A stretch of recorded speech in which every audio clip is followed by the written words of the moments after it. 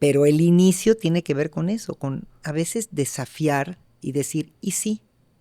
¿Qué es lo peor que me puede pasar? Exacto. ¿Qué es lo peor? Y esa es una pregunta que yo recomiendo mucho. Si tú siempre te haces la pregunta de qué es lo peor que me puede pasar, y de ese peor escenario sigues a qué es lo peor que me puede pasar, casi siempre vas a llegar al ridículo en todo. ¿Qué es lo peor que me puede pasar si llego tarde a esta cita por más que quería llegar temprano? Pues que me digan too late. ¿Qué es lo peor que me puede pasar? Que me vaya a mi casa. ¿Qué es lo peor que me puede pasar? Que me pierda la experiencia. ¿Y qué es lo peor que me puede pasar? Que otro día tenga otra oportunidad. O sea, si siempre, yo le llamo the worst scenario, el ejercicio del peor escenario. Siempre que te preguntas, vas a llegar a un escenario que vas a ver que no es tan malo. Que no es tan malo.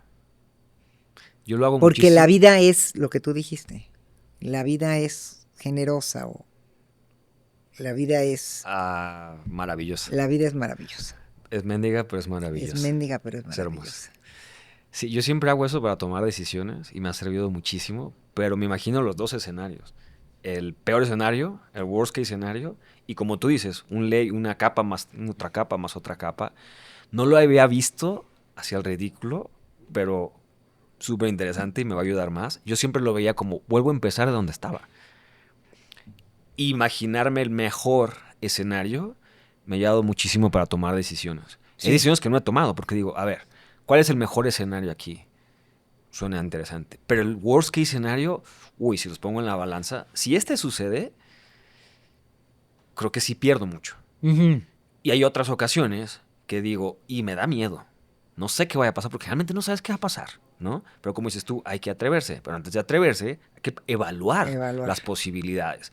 Si digo, es que el best case escenario es maravilloso, si esto sucede, está cabrón. A veces suena hasta imposible, Sí. que me pasa mucho. Sí. Cuando, oye, tengo esta idea. Bueno, no mames, me pasa mucho. Pasa mucho tiempo para que se haga realidad. Pero realmente se acaban haciendo porque soy necio y no tiro la toalla. Y tenaz. Pero cuando empecé, evalué, ¿sabes? Dije, si esto sucede, vale muchísimo la pena. Porque el worst case escenario, que también es muy probable, pues no se compara con esto. Sí, pero fíjate que yo también he aprendido como en este worst case scenario que hay que perder el miedo a perder para ganar. Y cuando pierdes ese miedo a perder, te vas a dar cuenta que puedes ganar.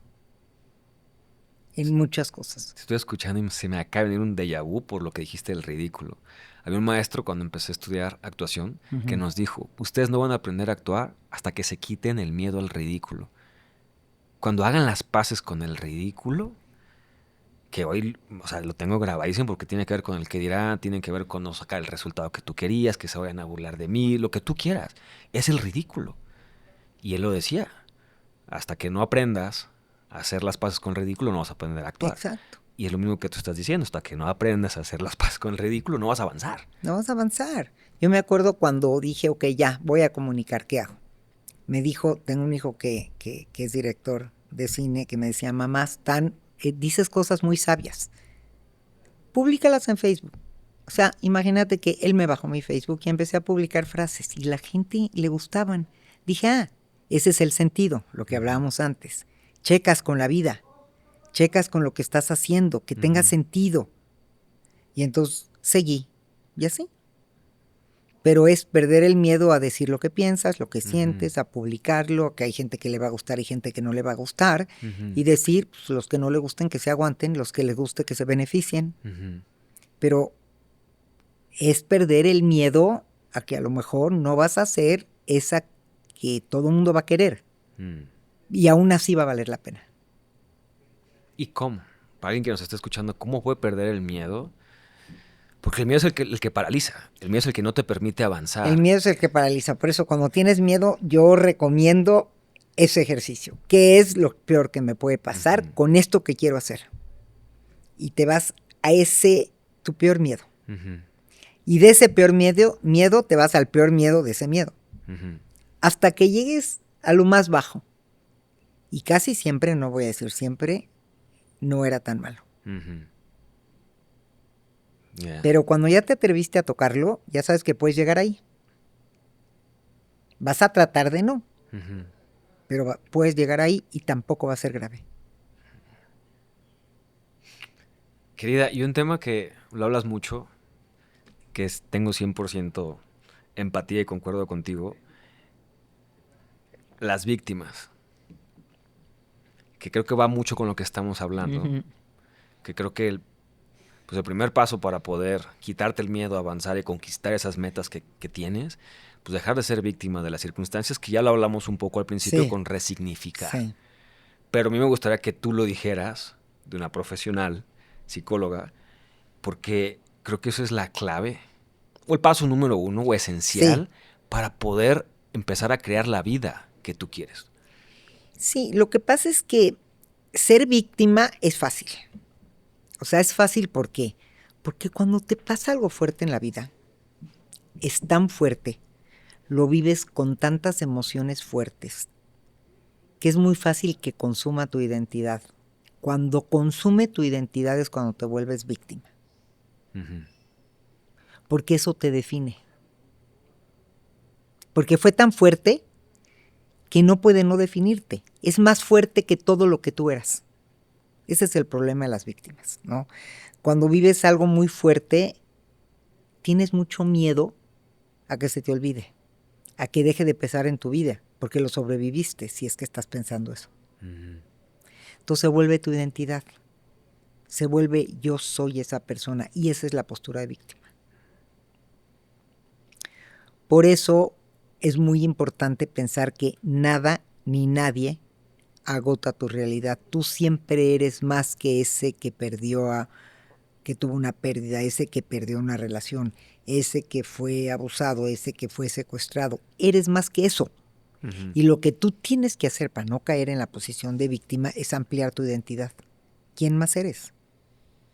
No eres Mm. solo eso. ¿Quién más eres? Ujú. Y generalmente existen tantas identidades adentro de nosotros que esa no es la única. Mm. Y es cambiar el yo soy, por eso me pasó. O eso me sucedió. Pero ese no soy yo. Tenías un gran trabajo y te despiden, tú no eres un desempleado. Oye, pues qué jodido decir que ese eres, ¿no? Eso es, Ujú. ese es no, pues yo ya no puedo hacer nada porque pues yo soy un desempleado. Y resulta ser que eres un excelente padre, has construido una familia preciosa, tienes unos hobbies increíbles, una generosidad adentro de ti, wow, participas en varias fundaciones, ¿y eso dónde queda? Mm. ¿Y cómo aplicaría este ejemplo para los que tú lo mencionaste, abusados, por ejemplo, que sobre todo cuando pues, son muy niños, ¿no? Y vienen de abuso intrafamiliar, Sí, que, digo, yo para nada soy psicólogo, pero llega un punto en la vida que si no te desprendes de esa identidad, está fuerte. pero cómo lograr ese punto donde pues, las personas que debían de cuidarte y de amarte, las que te deberían de haber enseñado que el mundo está lleno de posibilidades, son los que abusaron de ti. Tiene mucho que ver con esta teoría de la justicia, ¿no? Pues, es injusto que esas personas que eran los que te iban a cuidar hayan abusado de ti, pero si te quedas ahí, entonces tú eres un hijo que proviene de la injusticia y tu vida no fue justa y ahí empieza el victimismo, porque los discursos es un círculo vicioso. La Ujú. postura de víctima se llena de discursos que tú te estás diciendo a ti de lo que viviste. Y entonces no le pasó a mis amigos, a mí sí, los padres que tenían que ser, y por ahí te vas por víctima. En cambio, si rompes ese discurso como diciendo, a ver, la vida no es justa, de entrada. Le pasan cosas malas a la gente buena y cosas buenas a la gente mala. Ujú. Y no todos tenemos el privilegio de tener esos papás. Eso fue lo que a mí me pasó. Ujú. Estoy triste, número uno. Maneja tus emociones. Estoy triste, avergonzado. Es bien importante poder nombrar lo que sientes.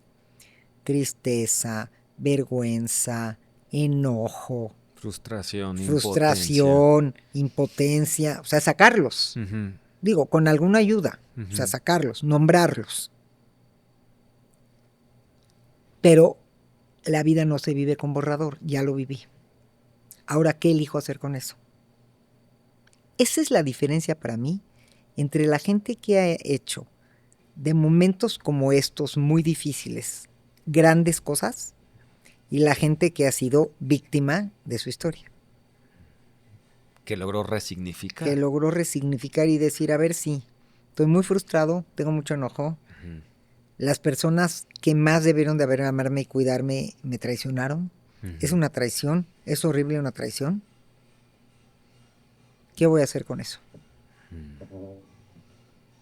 No, hay gente que a raíz de eso se ha vuelto, entonces voy a fundar un instituto para enseñar a los padres la importancia del amor, la importancia de trabajar su propia historia, porque sabes que esas historias vienen de historias anteriores, generalmente. ¿Sabes cuántas generaciones se tarda en que esos perpetuadores que vivieron cosas feas no maltraten? 5 generaciones.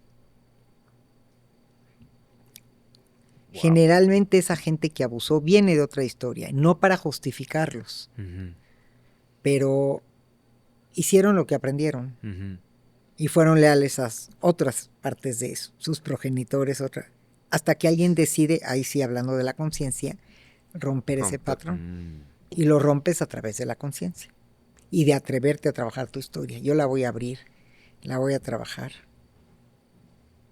y voy a ver qué hago con ella.